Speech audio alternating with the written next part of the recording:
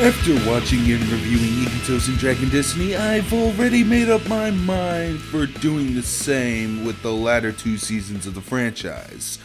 What can I say? I'm in too deep, I can't turn back now, it is a point of no return. So I patiently waited for Media Blasters to put out the next season. Then they cancelled that show as well as a few other shows. But then Funimation licensed the remainder of the series, and after exerting more patience, they finally released Ikki Tousen Great Guardians on New Year's Eve 2013 going on 2014. So the big question is, a series that I have some very strong mixed opinions about so far, was it worth the wait? Well, that's what this review's about, isn't it? Ikki Tousen Great Guardians is the third season of the gratuitous fanservice action anime series adapted from Yuji Shiozaki's manga series, in which the season was created way back in the nostalgic years of 2008, when people still loved the nostalgia critic and AVGN. America had to put up with Bush with just a few more months. Big Al was still a big deal for most ranters, and he was overrated as all hell with his stupid One Piece rants in that camp about his Zeus or what. And hell, this was the year when I started making rants and reviews myself. Anyways, this season continues after the Battle of Red Cliffs from Dragon Destiny, where some peace was restored among the fighters and their schools of the Kanto region. The season once again moves to focus more on Nanyo Academy and their leader, Hakufu Sonsaku, who is working various part-time jobs to save up money for some crazy Battle Tour Club event she wants to do. And after Hakufu defeated So-So, things for her life have been pretty so-so. Oh dear God, guys, I am so sorry for making that pun, I really am. However, Hakufu gets a big surprise when she finds out she has a half-sister named Chubo Sonken who's staying to live with her in Kokinshuyu. And if that isn't bizarre enough, while searching for Genpo Saji or Owen Shishi or whatever the hell he likes to call himself, Shime Ryomo stumbled upon the unconscious body of Hosen Ryofu, who is believed to be killed during her fight with Totaku in the first season of Ikki Tousen. Meanwhile, a mysterious magic user is slowly stirring up some conflict amongst the fighters.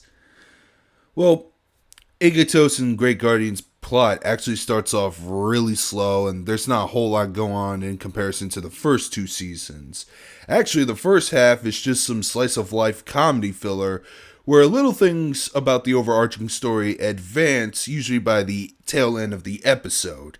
And I mentioned before, Nanyo Academy, especially Hakufu and Ryomo, have more screen time, and the only Kyosho Academy students that exist in this story arc are Kakotan and Kakoin. And Seido Academy, which mostly consists of Kanu, Ryubi, Chohi, Shoin, Shokatsu, my favorite group of characters, they're actually around up until the third act of the season, so yeah. Now folks, I don't know if I just got completely desensitized to some of the problems I had with the first season and even some of the second season, or maybe the quality really did jump up more as the series progresses, but I really loved this season. No, really. I mean, I had a couple problems with Ikki Tousen Great Guardians, but I really don't know what else to say. I mean, I used to hate a couple characters, including Hakufu and Ryofu, but I actually did enjoy Hakufu more. She didn't outright completely suck whenever she got into a fight,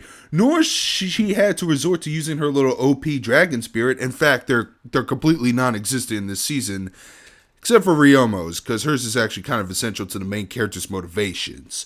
But you know, most of her positive virtuous traits are played up more, and I even laughed at a couple times when they tried to be funny with her. And Hosen Ryofu, well, while it wouldn't kill her to wear a bra, I wanted to see if she would like regain her memories or know more of who she is. And I forgot to mention earlier, but she got the amnesia. Now, the problems I did have with this season in particular was I didn't really like the main antagonist in this season at all. She's just another angsty villain with a sad panda past, and as a result, she's grown up to be more hateful and resentful, and we're supposed to feel sorry for her. No, I'm sorry, I've seen that before so many times, and while I do know of a few characters that were like that. I really did not like many of them in particular. I just prefer my villains to be more hammy and over top, like Emperor Palpatine from the Star Wars franchise, or the Major from Hellsing, who's absolutely my favorite anime antagonist of all time so far. But I really did not like this villain, and I'll go into more details in the part 2 where I give away more spoilers. And the second problem I have is regarding a plot twist with one of the characters, which was completely and utterly pointless to me. And probably to the story as a whole. Oh yeah, one more thing. For some reason, in episodes 1 and 4, they really flanderized Kanu's feelings for Ryubi. Subtlety just gets chucked out the window by them. But anyways, let's move on to the animation, shall we? The art animation, much like Dragon Destiny, was provided by Studio Arms, who also worked on Genshiken 2 as well. Weird. Anyways, I don't know if I can add anything new to talk about the animation. I mean, Ryofu's character design is almost unchanged from how she was when JC staff designed her. The only differences I can point out is that the shape of her eyes are a little different, and I believe her hair is a little more green and less bluish green. But it's just minuscule details. The character will be easily recognized if you've seen the first season. Also, whenever they flashback to the first season, they use newly drawn images to keep it more consistent with the latter style, such as the time when Hakufu first met Kakutan.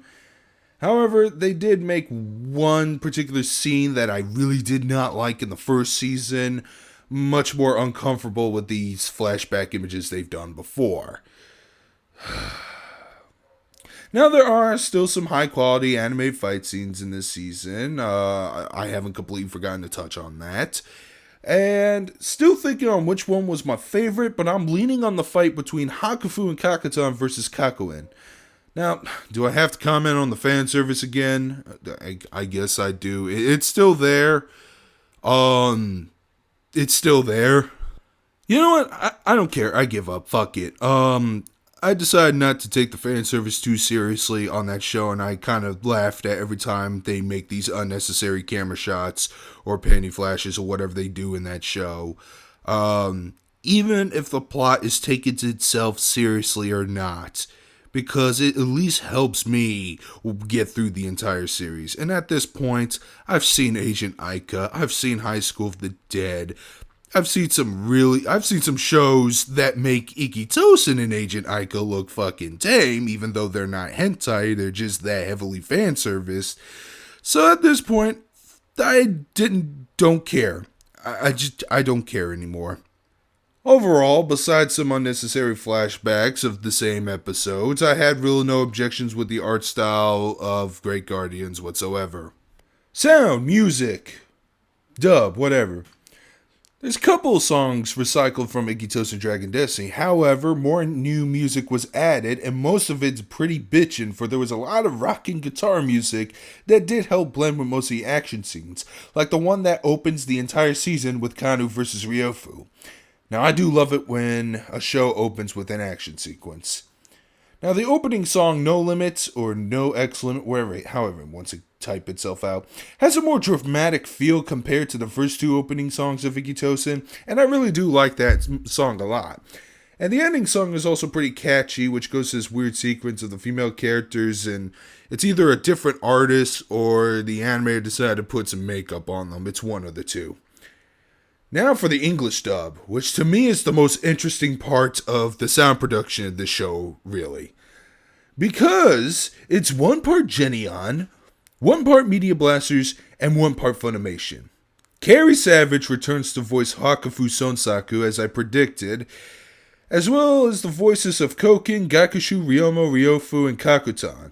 Now, returning from the Media Blasters dub of Ikki Tousen Dragon Destiny, you have Jessica Calvello as Ekitoku Chohi, and the voices of Ryubi, Choen, and Kakuen, and even Mike Pollock as Master Suikyo also make a return. Now, the Funimation actors are there to replace some of the voices who couldn't return, so Liam O'Brien, who voiced Saji, so that's the third voice actor for Saji, but you also have a third voice for Kanu, you got a new voice for Kome, etc., etc.